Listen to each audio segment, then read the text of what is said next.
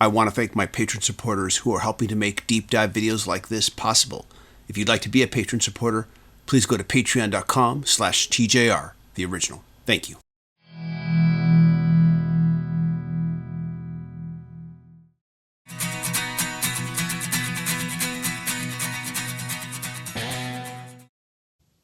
The brainchild of guitarist Pete Townshend and recorded by The Who, Tommy, the album, is a benchmark in rock music history. And the story of Tommy, about a boy who witnesses a terrible tragedy and shuts himself off from the rest of the world in order to cope with it, has fascinated me for decades. But something I find equally fascinating is that between 1969 and 1993, Tommy, the original album, spawned 3 alternate and unique iterations, with the common thread between each being the involvement of its creator, Pete Townshend. Today, I want to discuss the 4 versions of Tommy in chronological order. The original album, released in 1969, the London Symphony Orchestra version, released 3 years later in 1972, the movie soundtrack, released in 1979, and the original Broadway cast recording, released in 1993. Hello, this is TJR, and if you want to see more content like this, please click like, click subscribe, and smash the bell notification icon so you never miss a video. A quick side note, I am aware of the fact that there are 2 live recordings of Tommy that have been recently released as of the making of this video. Those are Tommy live at the Royal Albert Hall in 2017 and The Who's Tommy Orchestral in 2019. The 2017 album features Daltrey and Townshend as The Who, and the 2019 album is a Roger Daltrey solo release that also features Simon Townshend singing his brother's parts. These 2 releases do not expand on the original, and they are not intended to. They are not studio albums. They are both live performances of the original album, and that is why they are not included in this video. Okay, let's start with the original album. Released in 1969, Tommy was a career-defining moment for both The Who and what was at the time the still untapped potential of both rock and pop music, a potential for deeper and more complex storytelling within the genre that the band would explore again in albums like Quadrophenia, and that other bands ranging from Pink Floyd to the Drive-By Truckers would continue to explore to this day.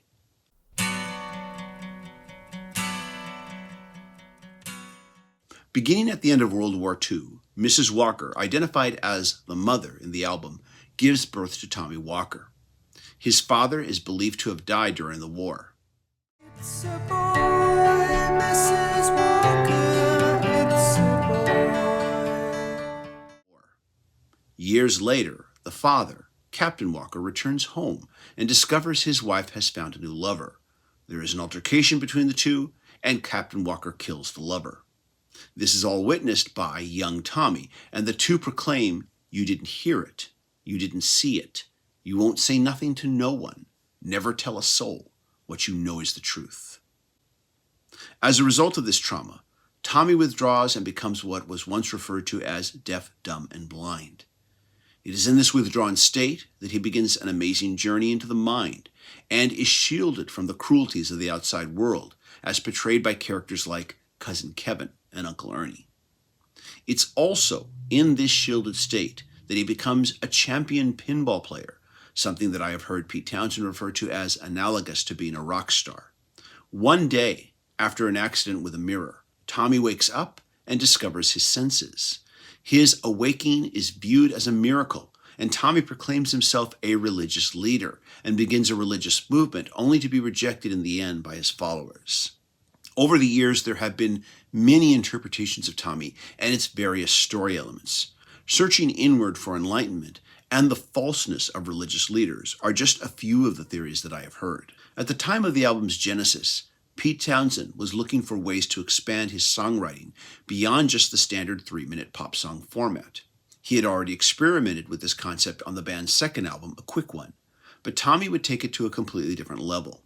Throughout the songwriting process, Pete Townshend's intentions were for each song to hold up when listened to individually, as well as when they were listened to as part of a larger whole. He also wrote Tommy as something that he and his bandmates could perform live as just a 4-piece band. He did this not only so the band could tour with the album live, but also as a response to bands like the Beatles and the Beach Boys, who were producing albums that were not designed for live performance, at least not without bringing a whole slew of hired gun musicians on the road with them. While critics were split on the album, Tommy was commercially successful upon its release, reaching number 2 in the UK and number 7 in the US. Billed right from the beginning as a rock opera, Tommy was a commercial success that the band at the time desperately needed. But that's a topic for another day. However you might feel about the album's music or its sometimes mystifying themes, Tommy, the original album, is now an undisputed rock classic and a benchmark in popular music. This brings me to the next version of the album, Tommy, as performed by the London Symphony Orchestra and English Chamber Choir.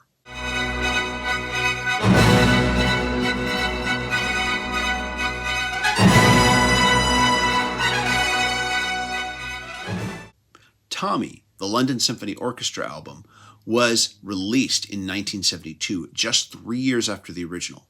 Conducted by David Meacham, with arrangements by Will Malone, the project was conceived by record producer Lou Reisner, an A&R executive and head of Mercury Records' European operations. Reisner, who had produced Rod Stewart's first 2 solo albums, had originally intended to cast Rod Stewart in the role of Tommy.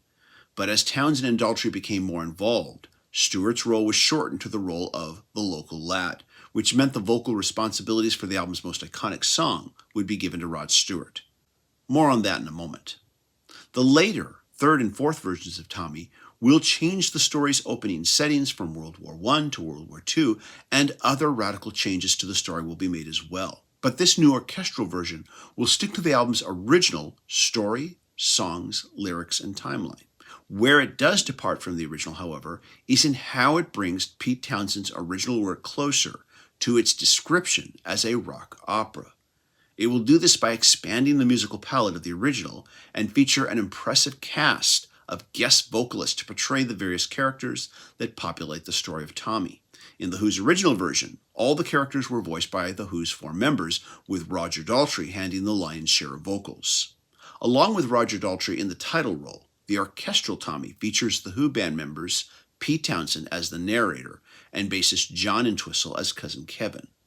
The album also features Ringo Starr as Uncle Ernie, Steve Winwood as the father, Maggie Bell as the mother, Richie Havens as the hawker, and Mary Clayton as the acid queen. Tommy, as performed by the London Symphony Orchestra, brings a grander scale to Pete Townshend's compositions, and teamed up with the London Chamber Choir, they are able to lend a sense of gravitas and majesty to songs like See Me, Feel Me, Christmas Day, and Welcome.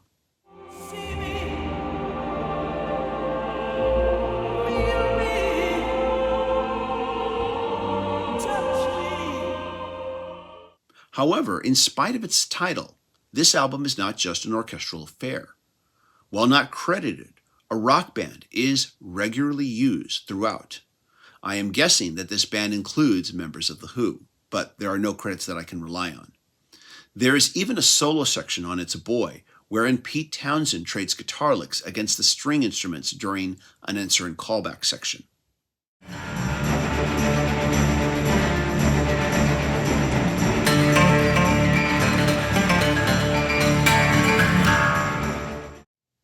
And again, I'm only guessing when I say Pete Townshend. I could be wrong, but it sure sounds like him playing. The use of this uncredited rock band doesn't overshadow the orchestra as much as it helps give the album some necessary oomph in all the right places. And without it, I think this project might have come off as too pretentious. In fact, one of the album's secret weapons is the decision-making skills of producer Reisner and arranger Meacham for knowing just when and when not to use the band. And I would say it works pretty much 90% of the time, but there are a few moments where, painfully, it doesn't. Hearing the London Chamber Choir sing the crowd chant of "We forsake you, gonna rape you, let's forget you better still," from "We're not gonna take it," sadly comes off as unintentionally comical, but it's a minor quibble when you hear how amazingly grand the rest of the album is. Not so minor of a quibble is the matter of Rod Stewart's performance of Pinball Wizard. I should preface and say that while I don't consider myself a big fan of Rod Stewart, I don't think he's a bad vocalist. In fact, he is a great vocalist within the right musical context. But he seems like the wrong vocalist for this song and for the musical context that this song is being presented in. I played the silver ball from Seoul down to Brighton. I must have played them all, but I ain't. I am grateful that Townsend and Daltrey got involved in the project and that Daltrey reprised his role. I can't imagine Rod Stewart singing the entire role of Tommy on this project and pulling it off. Another weak point for me was actor Richard Harris as the Doctor. Richard Harris is a fine actor, but instead of singing his part, he instead speaks the lines as poetry. He seems to be completely unreceptive. The tests I gave him showed no sense at all. The melody to all of these songs are absolutely essential. By having Richard Harris speak the lines versus singing, the songs are robbed of some of their musical power. Now you may be saying to me, well, Richard Harris is an actor and not a singer. But he does sing every fourth line of lyric in the recording. And he sings them perfectly. If Richard Harris couldn't sing at all, I would say, okay, I understand. You need to be lenient here. But his singing voice is just fine, thus making the decision to have him speak the lyrics all the more frustrating every time I hear it. In spite of these misgivings, Tommy, the London Symphony Orchestra version, soars into the stratosphere in ways that the original album couldn't, partly because of the larger musical palette that the orchestra offers, and also because Roger Daltrey's voice has much improved since the recording of the original.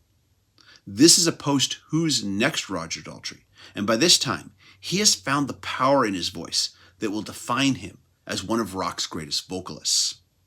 In a recent press release for the 2015 re-release of the orchestral version of Tommy, Pete Townsend stated, "I always saw the Who's version of Tommy as more of a sketch and felt there was more that could be done with it. The London Symphony project, I think, paved the way for more to come." And that more to come would arrive in the form of Tommy, the movie, and its accompanying soundtrack album.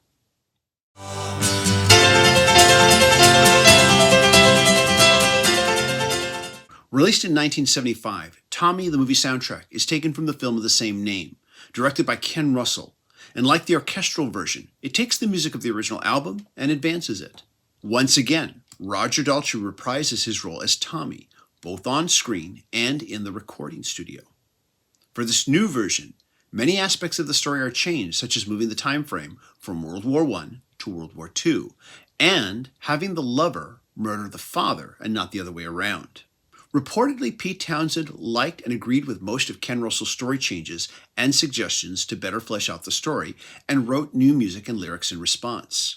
So here we have the rare example where the author of the work is directly involved in updating it to a different medium. Among the new songs is one entitled Champagne, which allows the character of the mother to express guilt and regret. Another track, Mother and Son, expands on Tommy's awareness after waking up and features a musical conversation between Tommy and his mother. Those who love me have a higher path to follow now. Another new track, entitled Bernie's Holiday Camp, acts as foreshadowing for the latter song, Tommy's Holiday Camp, which not only gives the lover a name, Frank, but also gives us more story background on how he and Mrs. Walker first met. I live friendly green coat and I welcome you to Bernie's Holiday Camp. In addition, Pete Townsend also expands on songs from the original album by adding extended lyrics and musical passages. And like the orchestral version, the musical palette is expanded on as well, but this time in what would have been then considered a more modern rock context of the time.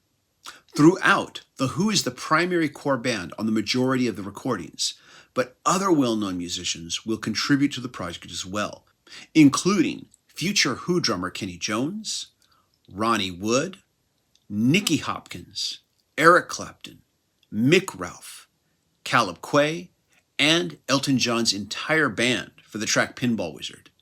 Synthesizers, still a fairly new instrument for the time, would also play heavily into this version of Tommy's new musical palette. Also, like the orchestral version, Tommy features a cast of guest vocalists that includes, along with Roger Daltrey as Tommy and Pete Townsend as the narrator, Keith Moon as Cousin Kevin, Oliver Reed as Uncle Frank, Tina Turner as the Acid Queen, Paul Nicholas as Cousin Kevin, Jack Nicholson as the Doctor, and Anne Margaret as the Mother. Eric Clapton takes over the role as the Hawker, but is renamed the Preacher. And of course, there is also Elton John's signature performance of Pinball Wizard. So what works in the movie soundtrack version? Pretty much everything. Townsend's expansion and new songs are 100% welcome additions to the album's original story. Anne Margaret does not have the vocal pipes of Maggie Bell from the orchestral version, so she compensates by using her acting chops to infuse emotion and sensitivity into her vocal performance. Oliver Reed, who also doesn't have a very large vocal range, manages to effectively speak-sing most of his performance, and like Anne Margaret, compensates with his acting chops to give a strong portrayal of the brutish lover to Mrs. Walker. I should also mention Paul Nicholas, whose maniacal edge as Cousin Kevin is so over the top that it will either make you smile or grimace, depending on your personal taste. I also want to add that this review is about the recorded soundtrack and not the movie, so I do want to make one distinction in regards to how you hear the music when you watch the movie versus how you hear the music when you listen to the soundtrack album. In the movie, if someone closes a door behind them during a song, the film's directors seem to feel that it was very important that you hear that door closing, even if the closing of said door is occurring during the song. Thankfully, for the album soundtrack, none of this is considered important.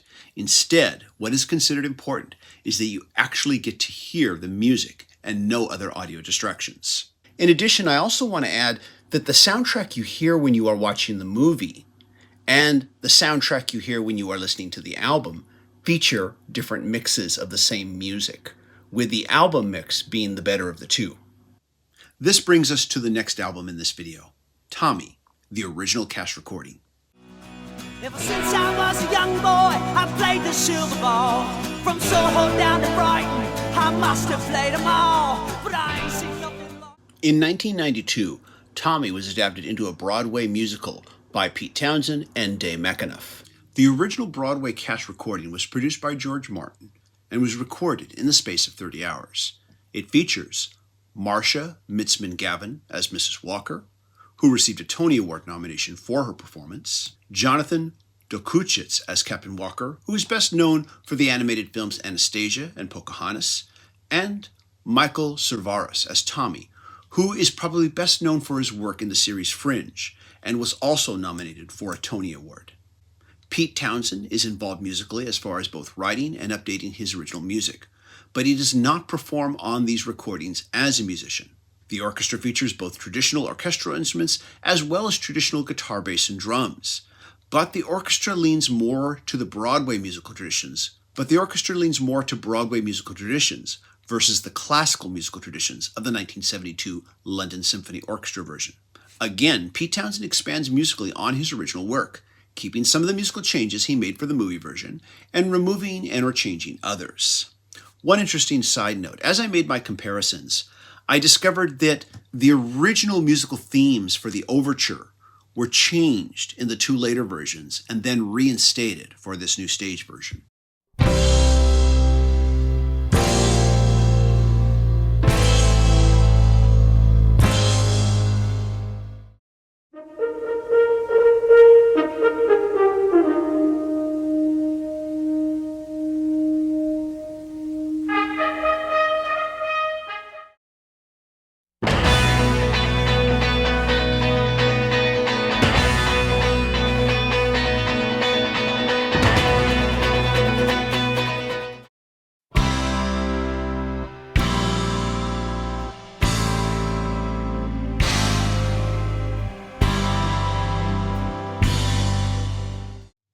The song 1921, which was retitled 1951 for the motion picture version, is changed to the title 21 and now refers to Mrs. Walker's age versus the year it's taking place in. Tommy, the character, now also sings the part of the narrator. Like the movie version, the story's opening is still near the end of World War II, But this time, the father kills the lover. He is arrested and goes to trial, but is acquitted as a case of self-defense. Also, the father, whose part was minimal in the original version and even more minimal in the movie version, is greatly expanded upon in this new stage production. Other characters who are expanded on include the mother, Uncle Ernie, and Cousin Kevin. Some of the songs I mentioned earlier that were added to the motion picture, like Bernie's Holiday Camp, Champagne, and Mother and Son, are now completely removed from the new stage version. But one new song, entitled I Believe My Own Eyes, is added and serves to better explore the relationship between the parents and help build them into more sympathetic characters as well. And when I look in the mirror, I believe my own eyes. Sally Simpson, whose character was just a side story of the original, now plays a more important role in the theatrical version, which is probably the biggest change to the story. In the original version, Tommy instructs his followers to deaf, mute, and blind themselves to find a heightened state of enlightenment. His followers reject this and turn on him. In this new version, Tommy tells them the opposite, to not try to emulate him, but rather to live out their own normal lives. The crowd still rejects him, and they abandon him. Like any musical production, the cast and musicians keep changing. I also want to add that some of the changes made to this theatrical stage production of Tommy were met with a certain amount of outcry by music critics who accused the stage show of toning down some of the original's darker aspects. And whenever I heard this criticism, I was always quick to respond with the fact that all the changes made to the theatrical version were made with the approval of Pete Townshend. It's his rock opera. He can tone it down if he wants to. Also, the previous versions are still there for you to enjoy if you want them. The original Tommy is the original, and without it, none of these subsequent versions could exist. But the London Symphony, motion picture soundtrack, and original Broadway cast versions each bring a different kind of musical excitement to the table. And with the help of Pete Townshend, they expand on the original as well. And without his contribution, I don't think I would be discussing or recommending any of them to you today. So what are your thoughts? Have you heard any of these alternate versions? What are your thoughts on them? Please leave a comment. I'm looking forward to hearing what you have to say. Everybody, thank you so much for watching, and I hope you all stay safe and healthy. Bye-bye.